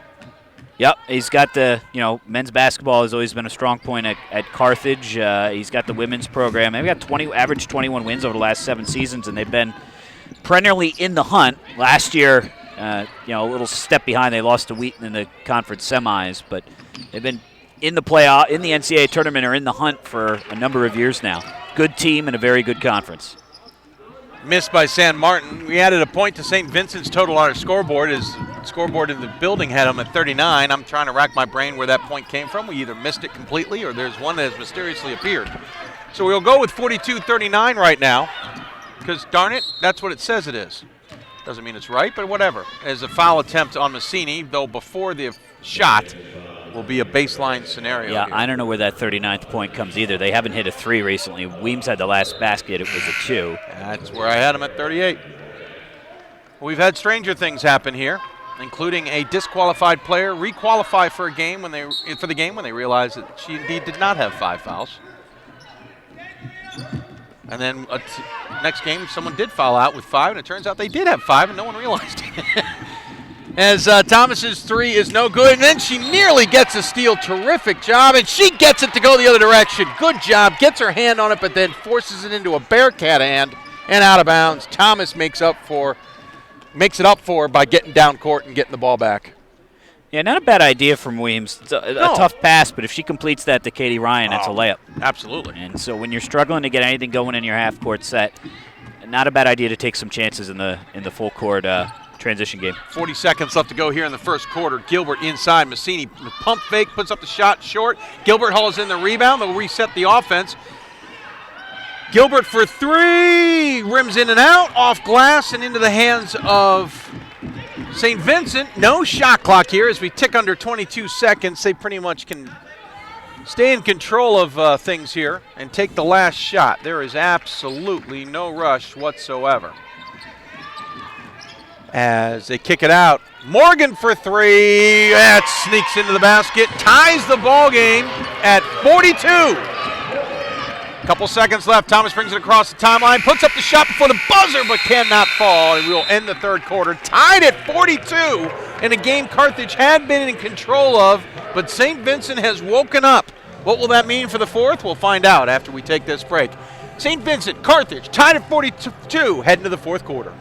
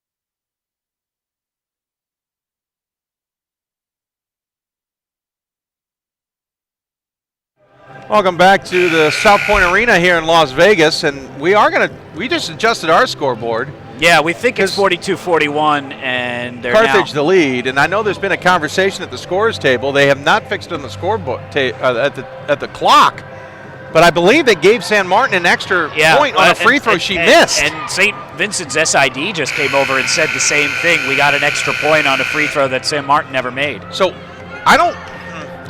Puts us in a tough spot. We should get we'll get the finals or the official stats from Sam here in a second. I guess it's 42-42 for them. Yeah. Yeah, well, apparently San Martin free throw continues to be there. Well, no, but San Martin's 1 for 4, so that's weird. Well, it adds up to 42 somehow. Somehow. So we're going to have to put that point back until they actually change it, because it's unfair to have 2 different scores, right? Certainly confusing, if nothing else. Anyway, Carroll misses the shot, goes out of bounds, and it's Carthage possession. So we're going to go back to 42. Something's not right. We don't know where it is. There's nothing we can do about it. Both teams 16 of 47. St. Vincent a lot more threes, 7 for 23 to Carthage's 7 of 16. Rebounding advantage is narrowed, now just Carthage by 2, and this is a big quarter for Carthage in their season here. They really can't take a 7th loss in a row, and they're tired. It's a foul, but you can't roll into conference play. Not that conference. On that kind of ragged stretch here. So this is a big inflection point for their season. Get a hard-fought win over a good team, go home, and have some momentum going into CCIW play, or don't. Yeah. Weems' shot, no good. Rebound collected by Weems after Harris couldn't pull it down for the Lady Reds, and it's into the hands of Carroll, top of the key. Carthage still in their man-to-man, haven't shown anything but man-to-man, just as the Bearcats have pretty much shown nothing but 2-3 zone, though they have shown a little bit 3-2 when they've gone to a guard-oriented lineup. Less than 9 to play in this one. We are, for now, tied at 42. I see conversations going on. I'm not sure if anything's going to get resolved necessarily. Yeah, well, the later it waits, the less you really can change it. I mean, you can't let the teams play 5 minutes with a tie score and then tell them it's not really tie. Oopsville Classic, we won a few minutes with an odd score. They changed it, and well, that's a whole other conversation. Traveling violation there on Carthage, so the Bearcats will get the ball back with 8:35 left to go. Again, this isn't an anti-St. Vincent thing. St. Vincent they SID think thinks it's 42-41. Aaron Thomas. So, well, even Jeff. Yeah. Both of their SIDs basically over here saying that's not the right score. They think they're down 1. They're looking at the scorebook. 3-pointer in the corner is good. Doesn't matter. That would be a 2-point lead anyway, even if they. I was just saying, you know what would make this moot? Yeah, if you won by about 5. That shot right there. And this run has forced a timeout now. And three-pointer for Benvenuti. Yeah. He's a good three-point shooter. And Coach Bonero is going to call timeout. Well, they're saying, they gave Benvenuti a 3 instead of a 2. About 4 minutes left to go in the third quarter. Yeah, that's where the problem is. I'm looking at the stats now. Benvenuti 1 for 3, and she's not 1 for 3. Well, the thing is, they have no way of making that adjustment. They have no video. They didn't take a timeout. Yeah, that's. She definitely didn't. Well, how do you make the adjustment 4 minutes into the game with into the video? Suddenly, somebody found an extra point. Yep, and so that's what it is. Interesting. Bad breaks happen, but you can't make an adjustment. Well, and to be honest with you, they have no way of doing it. We have the video. They never stopped play. Yeah, I've seen. Now the only way they could do it is if the refs knew darn well it was a 2. Yeah. But at this point, we've gone so far past that play that it's hard for the refs to go back and know exactly what we're talking about. And that's not on them. It's not on them. No. If they made the call, they're making the call of the shots as they go. They're not keeping a mental log of which shots were what. And this is nothing against anybody here, but it's something I even learned at this year's Hoopsville Classic. Teams sometimes need to consider about bringing their own book person so that they can be next to an official book. In case anything like this happens, there can be a discussion as to what really happened and a solution made. If they don't do that, the official book is the official book is the official book. That's what it's going to go by. Now, a small, kind of coincidental break here. I heard Thomas airballs it. Yeah, there's Carthage all out of sorts. I heard Petruska say as he was checking his starters, he said, the one time I forgot to do that was my first game here, so I always do that. So if that cost him a point on a technical free throw, he just got it back. Fair point. 2 years later, but he got it. I remember that game, too. No one knew where they were. No one knew where the starters were. And we started with technical free throws. But it's 7:43 left here, 6 seconds left. St. Vincent, the ball. They're going to go for the old-fashioned play for 3 here as Benvenuti hits 2. 5-point lead can make it 6. You're right, though. If this is more than a few points, this isn't going to matter in the long run. Yeah, St. Vincent has got all the momentum right now. Yeah, Carthage is completely stalled out as now St. Vincent has taken what has been a constant Carthage 6-point lead and made it a 6-point lead themselves. 15 points now for Benvenuti, we think. Officially. Thomas forces it, gets fouled, gets bailed out of a poor decision. Yeah, and Carthage offensively looked very sharp in the first half. It's not that their offense wasn't working. They seem to have gone away from it. You wonder, just look at the hands on the hips on the free throw line. How much of it is just physical exhaustion? Hands on the hips on everybody, not the free throw shooter, but everybody else is, kind of gasping for air here. 5-point deficit now, and Thomas cannot get the second one to tip over the edge. Yep. So 7:23 left to go here, and St. Vincent has a 5-point lead. Carthage in a little disarray, or at least stuck in neutral. Thomas cuts off Ellis's drive to the paint. San Martin picks it up, drives in, and then coughs up the ball out of bounds. She tried to do the whole, somebody else touched it, but it didn't work. It'll belong to Carthage. Out there on the floor is Sidlowski. She's got 3 fouls, has been smart with those 3 fouls. At some point, she can probably get a little more aggressive here with 7 minutes left. Gilbert for 3. Gilbert's been hot and cold. When they're on, they're beautiful. When they're off, they're way off, and that one was short. San Martin's done a wonderful job. Nice finish here. Wow. There's Susie Ellis getting in on the fun. And, Ellis gets a couple points there on the nice drive. San Martin's done a great job boxing out on either Sidlowski or Vukovic or whoever she's matched up on and just controlling the paint down low. Carolyn Weems back into the game, and Morgan and Ryan take a seat. It is a 7-point lead for St. Vincent, their biggest of the game, I believe. Yeah. And trying to make it 8? No, just rattles out there for And Ellis is a 90% free throw shooter. She's just not her just day. fighting it today. Just fighting it. Fortunate for her, teammates have got her more than picked up. 6:42 left to go in this one. Sidlowski goes up for the shot, cannot get it to fall, and she will go to the free throw line, though, to shoot 2 here, though she's only a 54% free throw shooter. And she's very, very tired. You can just look at the body language. So this is a rough 2 shots for Rachel, whose father, Tim, played at Luther. Darn, I was just going for that same one. Ah, see that? Use those game notes. I know. I was like, ooh, I like that little note. You say father, it says uncle here. Oh, you got me beat. You got the correction. It's your notes. As she hits both free throws, and I inadvertently gave it to St. Vincent. In an irony of all ironies, I gave the point to St. Vincent. 50-45. Unless Carthage finds some offense, it's not going to matter. Yeah. As Carroll has the ball. Skip pass far side to Weems. Bench thought it was going out of bounds. They all reacted. Weems hauled it in. Weems into the hands of Benvenuti. Carroll desperately wants the ball down. San Martin with a long jumper, no good. And Sidlowski hauls it in from a slicing Weems. And here comes Carthage the other direction. Gilbert with the ball. She'll hand it off to Harris. Up top to Sidlowski, who steps into the free throw line and dumps it outside to Thomas. Thomas to Gilbert, inside to Sidlowski. Sidlowski up off glass, no good. Good defense from San Martin, and the Bearcats pick up the ball. Momentum in their favor would be an understatement right now. Yeah, good look for Sidlowski. She just couldn't finish. Carthage trying to keep this from being a 7-game losing streak as Sidlowski does a beautiful job getting her hands in the passing lane. If nothing else, their endurance in terms of physical fatigue. They will be the best conditions team at the end of the season, whatever their record is, as that shot is off the mark, but a good strong take from Vukovic will send her to the free throw line. Vukovic will visit that line. She's 10 of 13 heading into the week. And when this offense is on, I think back to Alexis Hahn and Taylor Boardman in particular. She made a living on kind of foul line plays and short-range jumpers, so it'll get there for Carthage. I mean, remember, they're a young team. It's going to get there. It's just this year may have a few more bumps than they have had traditionally. Ryan into the game, giving San Martin a break for the Bearcats as Vukovic calmly hits both, and quietly it's a 3-point deficit now for the Red Ladies.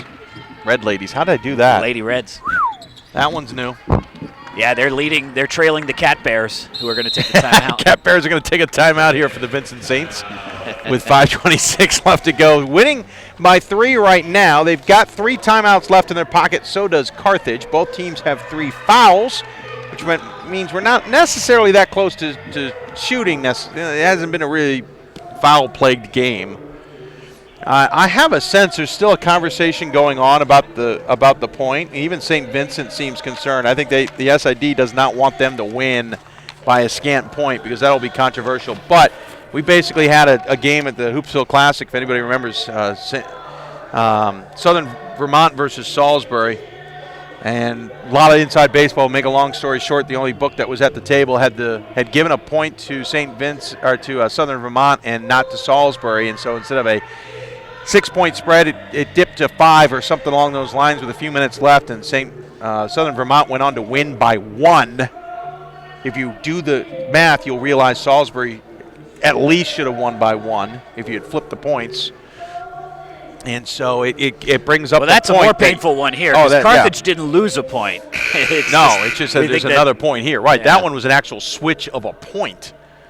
Even though the book is official, and that is the one you go by. It doesn't matter if there's live stats here.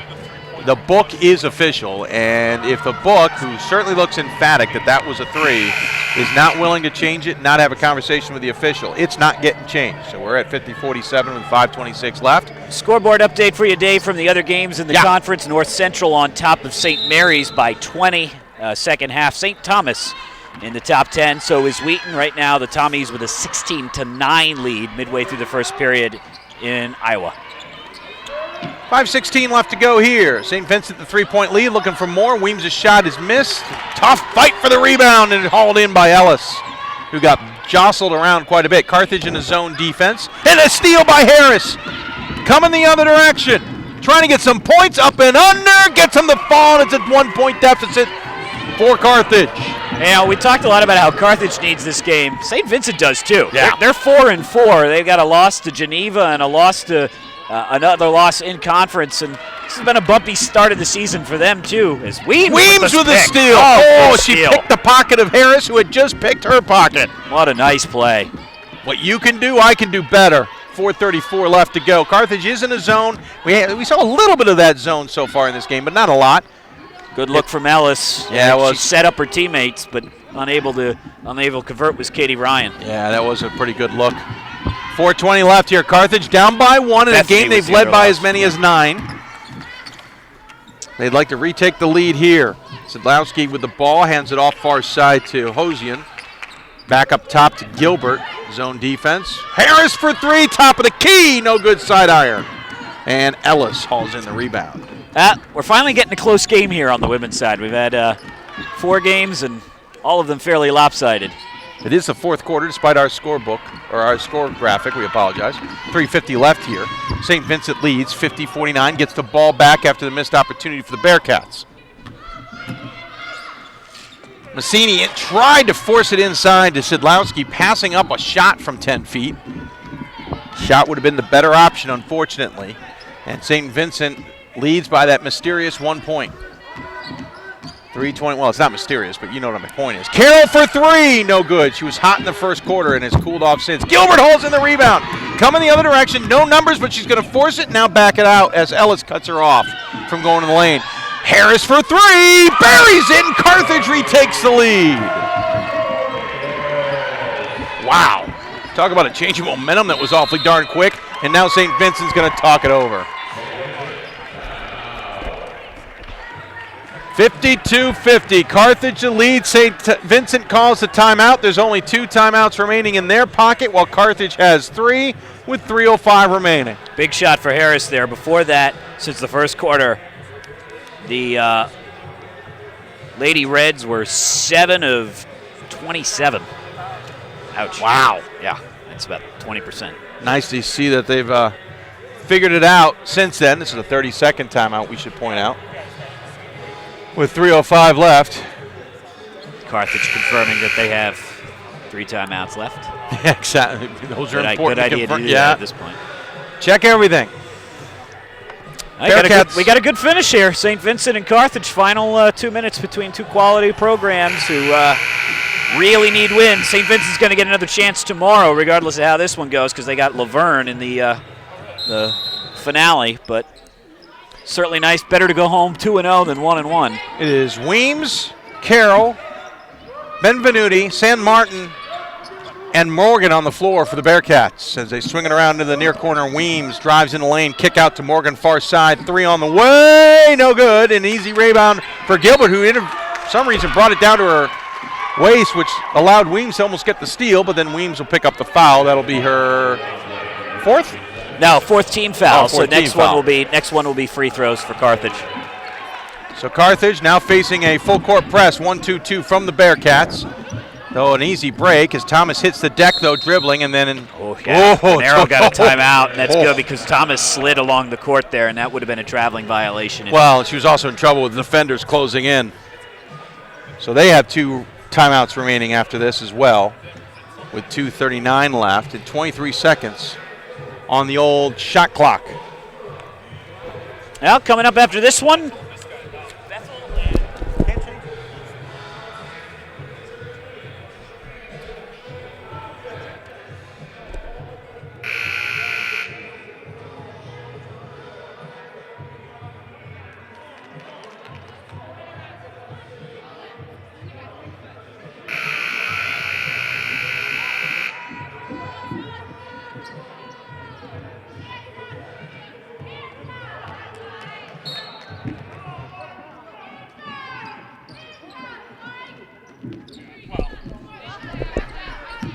continued conversation, but I think St. Vincent's doing a nice job of trying to make sure it's a fair game. Well, Aaron Thomas, Thomas with the miss there, and St. Vincent back the other way. Near corner, 3 on the way. No, no. And then a foul. Yeah, Vukovic is going to get called for clearing out on Carroll. Clearing out's a kind word, Gordon. I mean, she has an ice hockey clear. Yeah. Fourth team foul, so not free throws. Everybody's shooting from here on, though. Yep. Weems tries to force it up. Good strip by Aaron Thomas. Well, I think it was her knee. Believe it or not, I think Weems really? drove it right into Thomas's knee. Good strip by Aaron Thomas's knee. Thomas was just well positioned, and Weems forced the issue and just rammed it right into Thomas's knee.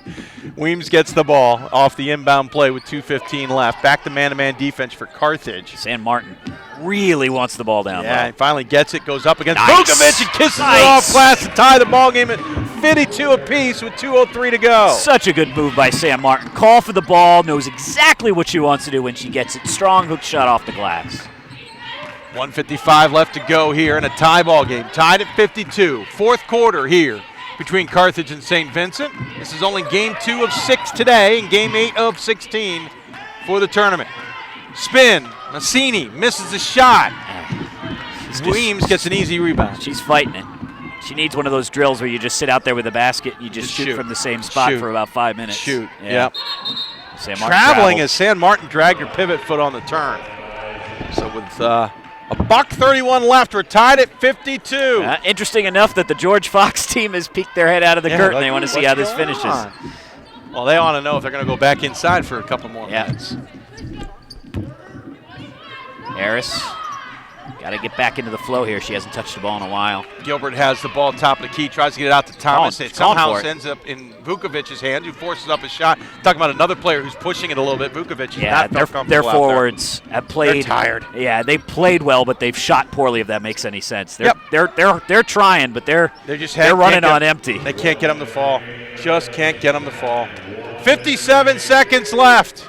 Inside to Carroll, misses it off the back iron, and the fight for the rebound is going to go on San Martin or Vukovic. Big call here. This is free throws either way. I think it's going on San Martin. I think it's on San Martin. Talking about it. It's going on San Martin. She can't believe it. That might be her 5th. Yep, it's her 5th. Wow, talk about a turn of events. And I'm not sure what the official saw. I couldn't see his angle. I think she came in. There was contact. I think she came in late. She didn't really have position when she was going for the rebound. I think it's the right call. It's just a tough one in a tight spot. Yeah. So that will send Harris to the line to shoot 2. Oh, I see why. Because I saw her engage with Vukovic. I didn't see her go with Harris. Yeah. And Harris misses the free throw. And a chance to untie this game with 53.2 seconds left. She's a good free throw shooter, 76%. Everybody's just had a rough game. The numbers don't necessarily tell the story of how rough this game has been. As she hits the second free throw, it's now a 1-point lead for Carthage. 51 seconds left. And a timeout's going to be called here by St. Vincent. Got to set something up. Yep. They've had a couple of really nice inbounds plays quickly for Weems on one, quickly for San Martin, who's not out there anymore on the other. Full timeout here for St. Vincent. Where they got one timeout remaining after this one.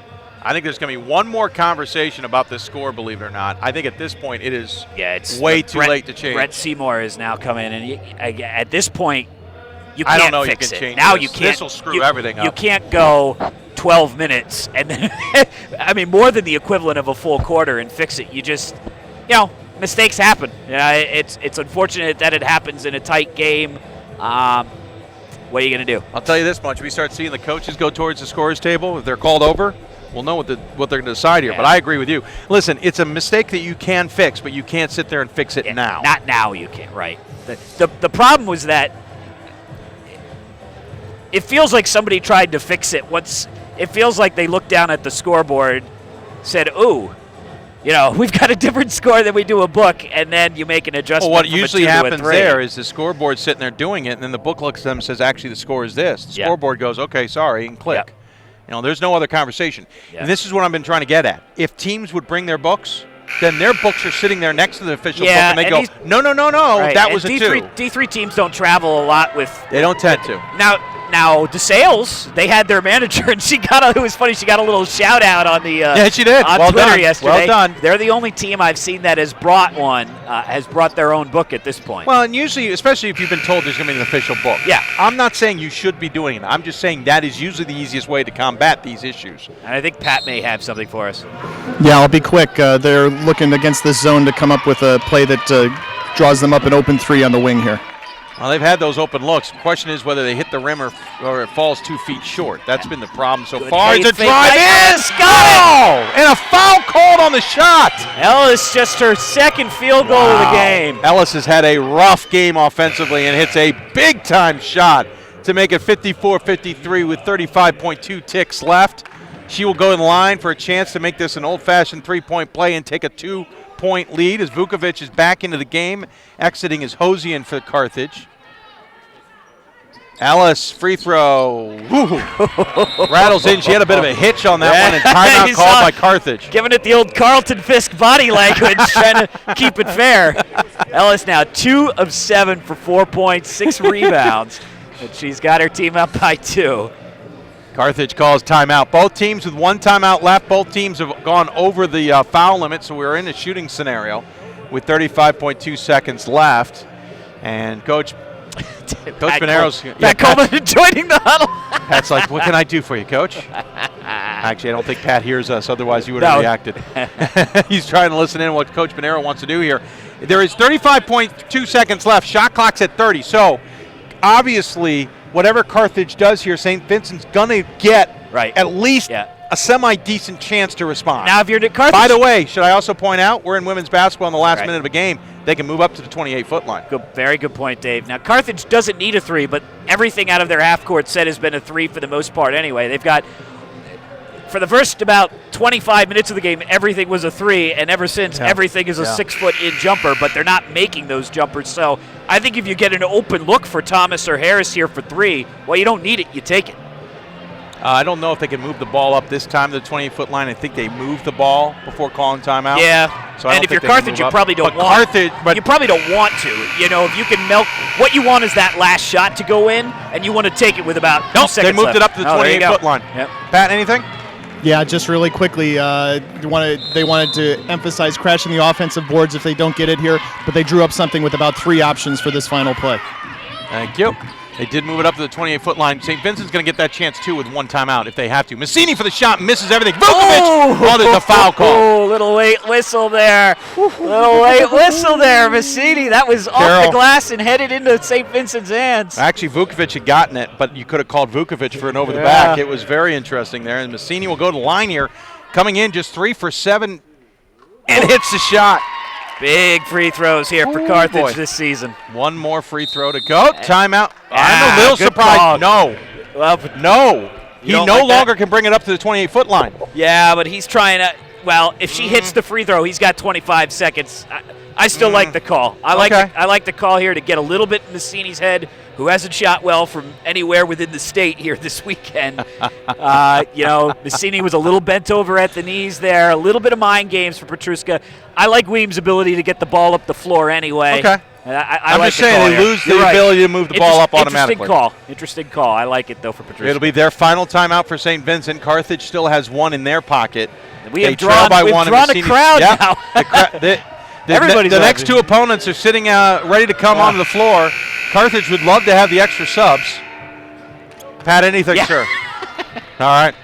Yeah, Carthage. If any of you is interested in transferring to Carthage right for the now. next 25.4 seconds, we'd be very happy to have you. Massini to the line. She hit the first one, wants to hit the second to tie the game. Hits it, ties the ball game at 55. Good shot. Well, there's a sub. Coach Bonero's screaming, hey, I've got a sub.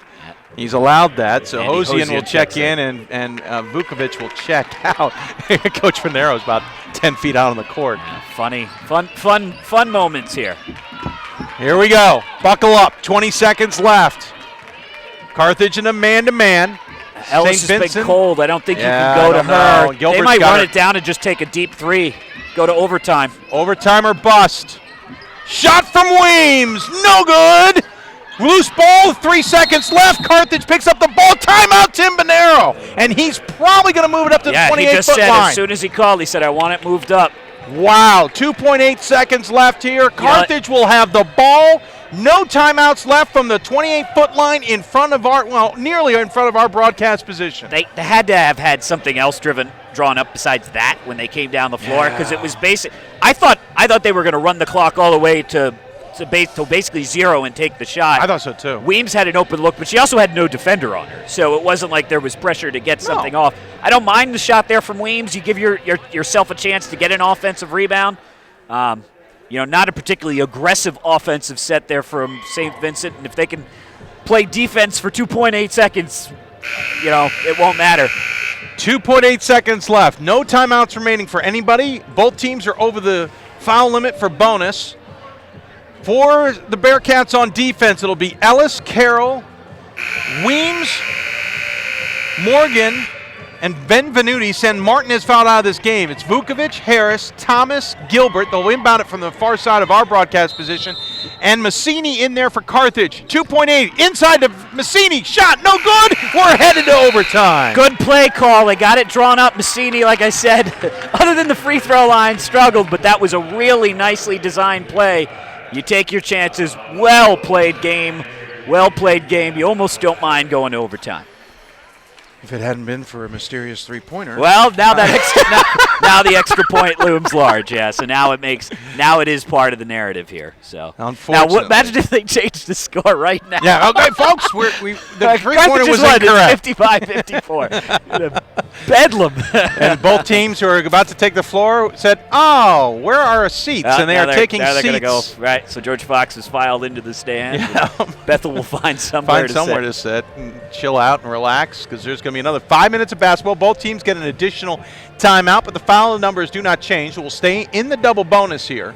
By the way, we should Bethel's head coach, or is that Millsap's head coach, is hanging out next to Meeks, the George Fox head coach.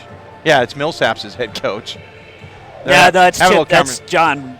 Long German name. That's the Bethel coach. Yep. Oh, is it Bethel? Oh, yeah. I'm sorry. I couldn't. From all the way, my eyes are fooling me. But that's what it is. So, folks, we're heading to overtime here. Herbricksmeyer. Oh, that's right. Thank you. Heading to overtime. We're tied at 55. He's Gordon Mann. I'm Pat Coleman here. First overtime of the D3Hoops.com Classic. Pat, you're over. Did you have something for us, sir? No, but I think you just introduced yourself as Pat Coleman. Oh, very good. Well, I'm good. You're Dave McHugh, then. Tied at 55. 5 minutes left. We will tip it off. St. Vincent is in their home whites and Carthage in their road reds. In a thriller of a game here. It is Massini, Thomas, Vukovic, Gilbert, and Harris on the floor for Carthage. It is Carroll, not San Martin. It is Carroll, Weems, Benvenuti, and Morgan on the floor for St. Vincent. San Martin has fouled out of this game. And the kids are enjoying this, too. Yeah. The players are enjoying this. I just saw Morgan and Thomas with smiles on their face, chatting with each other as the tip-off there. They're enjoying this. Whoever gets the win here, well, it'll have hard-earned. Massini with the jumper after Thomas goes crumbling to the floor. I would say, to some extent, advantage St. Vincent because of depth, which we've talked about a million times. But, with as tightly as this has been played, I don't see a significant advantage, particularly with St. Martin out of the game.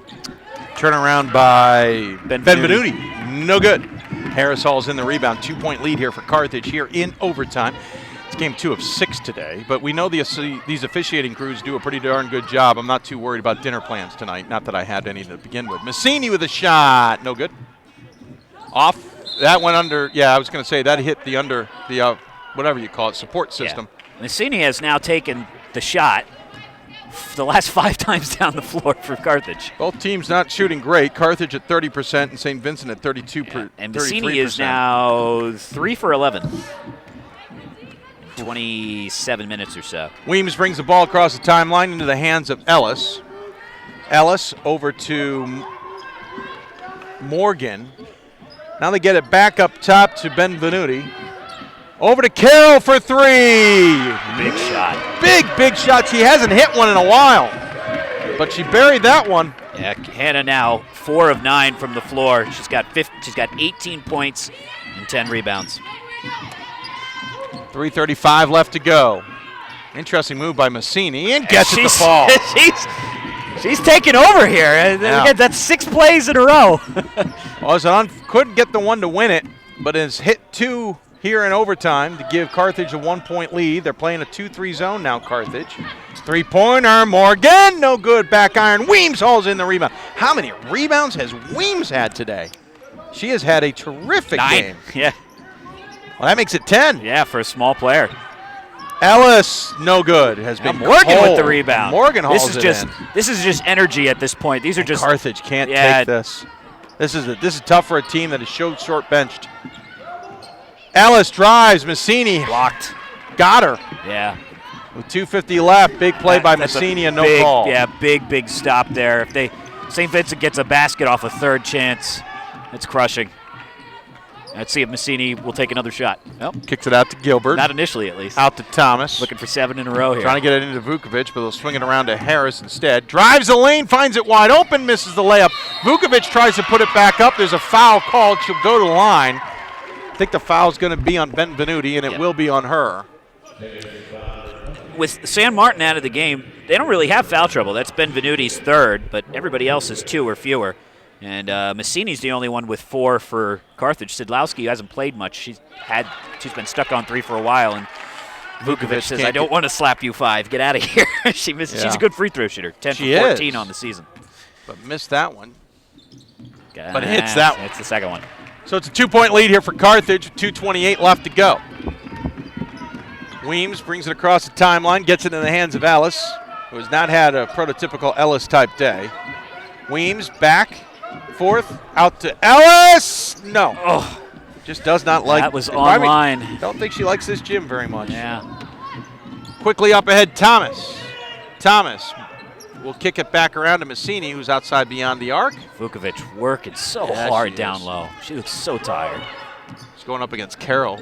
Mismatch from Massini, but a double team from Carroll comes over, and Massini's forced to miss a shot, and the ball falls in the hands of Benvenuti. Yeah, oh, that's awesome defense. And fast enough she couldn't go to the opposite side. Morgan up and under, and it counts going to the line.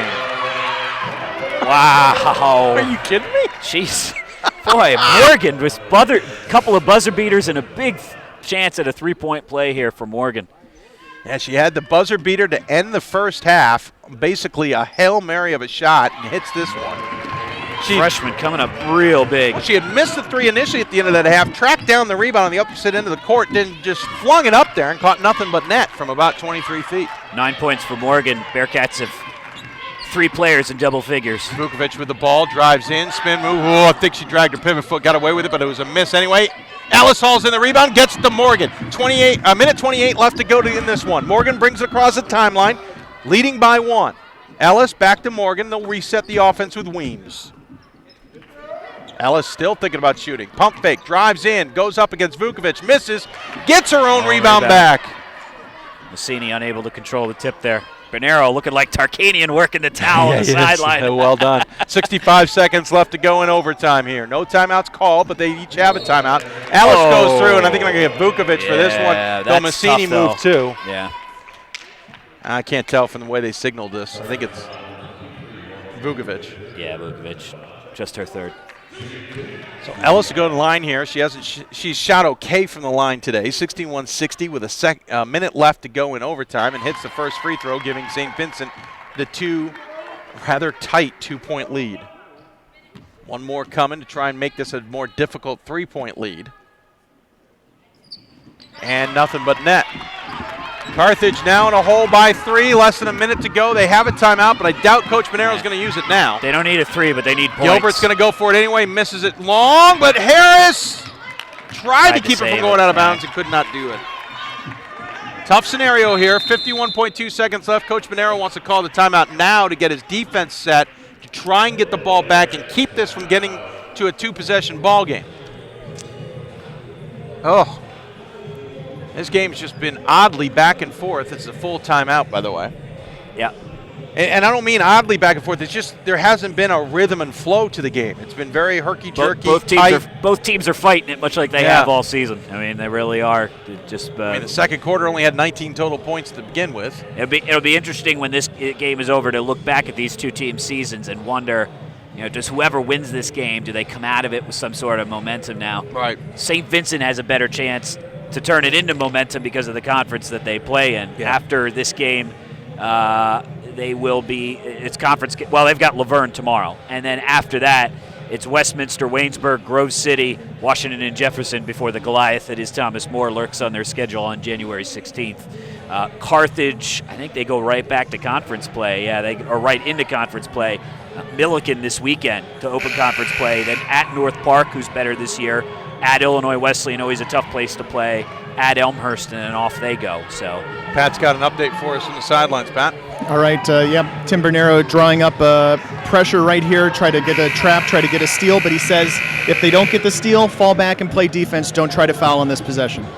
Now, obviously, you have about 21.2 second differential between game and shot clock, so they don't have to force it too much here. They'd love to get the quick steal. They've got Weems cornered. She picks up her dribble. Morgan now in trouble. Gets it somehow to Benvenuti, who's going to cross the timeline with time to spare. Good job by Benvenuti. And now they've got to set up the defense and just be smart here. Good job by Mara. Got a little bit of opening. Break the timeline, break the press. They certainly do not want the Bearcats to score here. Benvenuti with the ball, dribbles it off her foot. Thomas goes for the steal and gets it. What an effort by Aaron Thomas. There was a timeout called? Yeah, by Carthage. Well, no, they don't have a timeout. They don't have a timeout. Technical foul for the extra timeout. Oh, Chris Weber. Wow. I don't fault him for trying. No, don't blame him at all. That's a reflex. It is. I don't blame him at all. But now they're going to have a quick conversation about this. Now, by the way, in the men's game, this would be a one-shot technical. Yeah, it is. It is still They've eliminated the two-shot technical here. They aren't going to be able to take advantage of this. Now they're going to have a conversation with Coach Bonero. Thomas, talk about a heck of an effort. Dove for the ball, got the loose ball on the ground. You can see she's distraught. There's nothing she can do about it. She did everything humanly possible. Oh, I mean, it's a terrific play. So they were going to. So they give him the timeout, I guess, for calling the timeout. Yeah, you get to take the break, but it comes at a hefty cost. You're going to cost. Now, it doesn't change possession. The question is who's got possession. I believe it's got to be Carthage with possession because they called the timeout. You can't call a timeout otherwise. I don't think it was a jump ball scenario, which would belong to Carthage as well. I'm sorry, it belongs to St. Vincent. Yeah, no, they're going to get a free throw here, so if they make that, it's a two-possession game. Right. That's the problem, is Carthage has earned themselves the ball back, but they could cost themselves the two possessions very easily, or make it a two-possession ball game here very easily. Granted, still a lot of time on the clock at 28.1, so if it does become two-possession here, Carthage can go down and try and get a quick strike without using much clock. So very interesting scenario here on an extra timeout called. And as a result, we have a technical free throws coming up here for St. Vincent to shoot. Yeah, one I would free throw. assume you would send Ellis to the line. She's your best free throw shooter. Yeah. Though she struggled a little bit. But she will go to the line to shoot the two. Again, if you've been used to the men's game, men have restructured the timeout or the technical foul shooting for what's called Class B technicals, which this is, and it would have been a one-shot, but the women is still two. That makes it a two-possession ball game for St. Vincent as Ellis hits that one, though it looked like it was going to come up short. She's 4 of 5 from the free throw line now today. One more make this 5. Not that will make a major difference in the mentality for Carthage. Now to be Carthage, I believe Carthage possession. It should be Carthage. No, it's St. Vincent ball. Turnover on a technical foul. No, technical Class Bs are not turnovers. Evidently, the officials disagree. Hold on, there's a conversation now with the tape. Bernero's not arguing, I know, but technicals are now timeout. Uses his timeout. Yep. So timeout called here by St. Vincent. 26.4 seconds left. Nobody's got timeouts left, and it's a 5-point game for St. Vincent. Well, now Carthage needs to find somebody, get a foul, and get lucky. And they got a few people that can go choose. Right. Not that a ton of players have taken a lot of free throws, but, Hannah Carroll out there, not the best free throw shooter, though she's had a decent day today. Sam Martin, unfortunately, has fouled out of this game. Ellis is the one you want to stay away from. Yeah, Ellis, that's about the only thing she's done well today. She's struggled elsewhere. Morgan's a freshman. She's only shot 5 this year. Weems is not a lot of attempts, 5 of 8. So there's a few out there you might want to go for. Benvenuti is the one to avoid. Also, she's 84% on the season. So you want to find really 2 possessions. You're gonna foul whoever touches the ball first. Yeah. But San Martin, who's fouled out, was 1 for 4. Ellis was 1. Well, now she's 3 for 4. She's 5 for 6. 5 for now. 6, right? Benvenuti's 1 for 1 today, and Carroll's 2 for 2 today. But Carroll, you can play the percentages, is the 54.5% free throw shooter. 26.4 seconds left. St. Vincent leads Carthage 65-60 here in overtime. And Bearcats will inbound the ball pretty much at midcourt. Carthage, wants a steal right here, and if not, they're going to probably immediately foul. He'll go into a double bonus. He'll go for Weems, and there's the foul. Foul committed by Harris.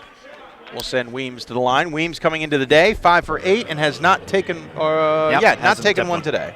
And she's not shot well. She's 2 for 11. So 1 for 9 from behind the arc. Carthage hoping to play the percentages here. We'll try and, it's 2 automatically, so we're not going to have a 1-on-1 scenario. As Weems hits the first one, looks nice and smooth. Big shot here. If she hits this, it's a 3-possession ball game.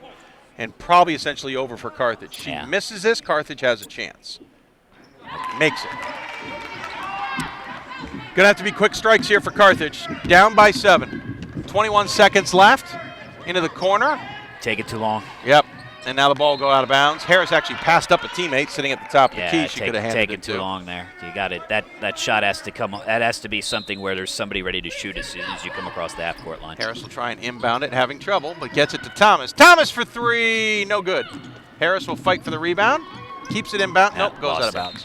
That's going to probably do it. 10.3 seconds left here. Yeah. St. Vincent leads by 7. Bonero calls off the dogs. Don't foul. Yep, calls off the dog. Well, they're still up there on the defense. I don't think don't they foul, saw though, yeah. Yeah, you can hear him. Harris falls off of Weems to keep from fouling her. Gilbert doesn't foul Benvenuti. And this game's going to finish. What a game. Great game. St. Vincent survives. Defeats Carthage 67-60, more importantly for Carthage, in a bit of a tailspin. See the body language.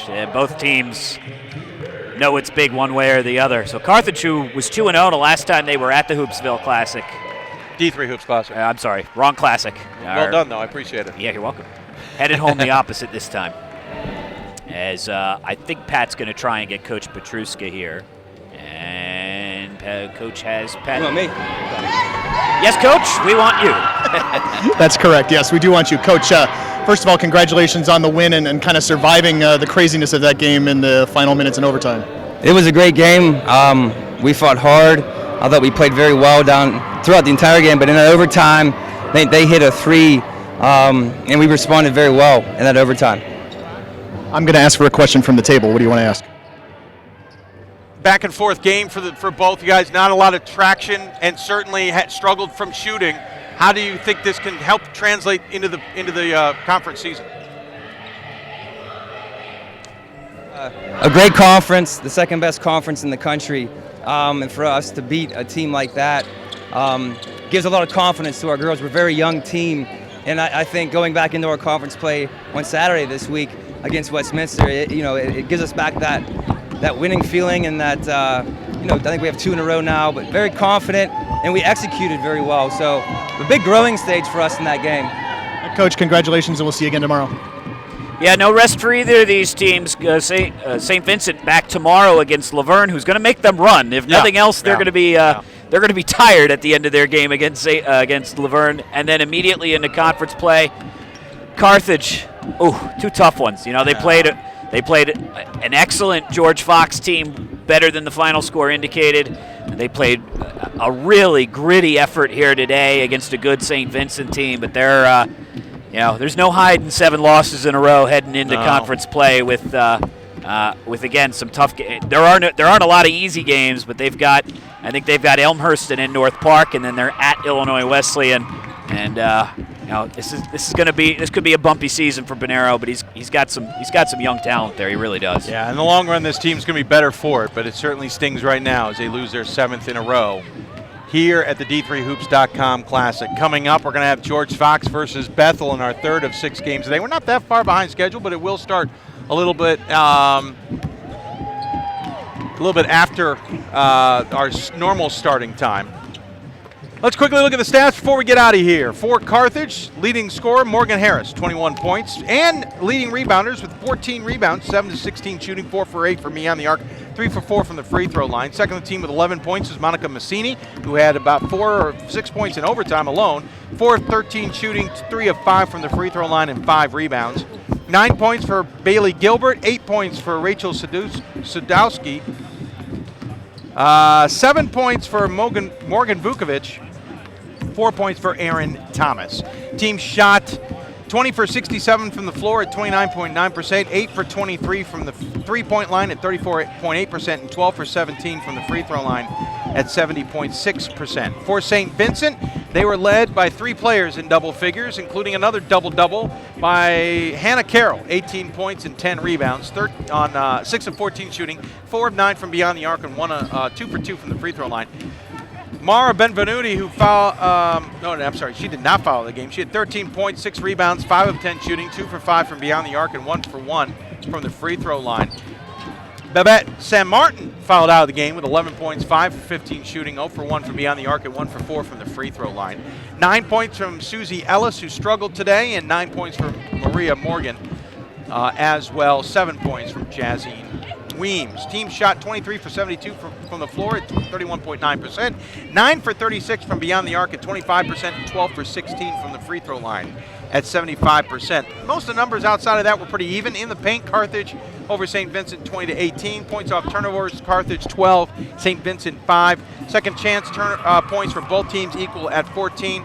Fast break points, Carthage 2, St. Vincent 6. Bench points, Carthage 11, St. Vincent 9. Game was tied 8 times, and we had 12 lead changes, and it results in a St. Vincent 67-60 win over Carthage. St. Vincent improves to a record of 5-4 overall, while Carthage continues to slide. 7-game losing streak, are now 4-7 on the season. When we come back, Pat Coleman and Justin Sweeney will bring you the game between George Fox and Bethel. It's game 3 of 6 today, and finally we're past the halfway point of this D3Hoops.com Classic. It'll be game 9 of 16. Thank you for tuning into this one. For Gordon Mann and myself, we appreciate you taking the time to enjoy the game. If you want, we got 3 more today, and we got 4 more tomorrow. We hope you'll join us when we get ready to tip off the next game in about 16 minutes. It's George Fox, the number 3 team in the country, taking on Bethel. You've been listening to D3Hoops.com Classic from South Point Arena in Las Vegas, here on D3Hoops.com.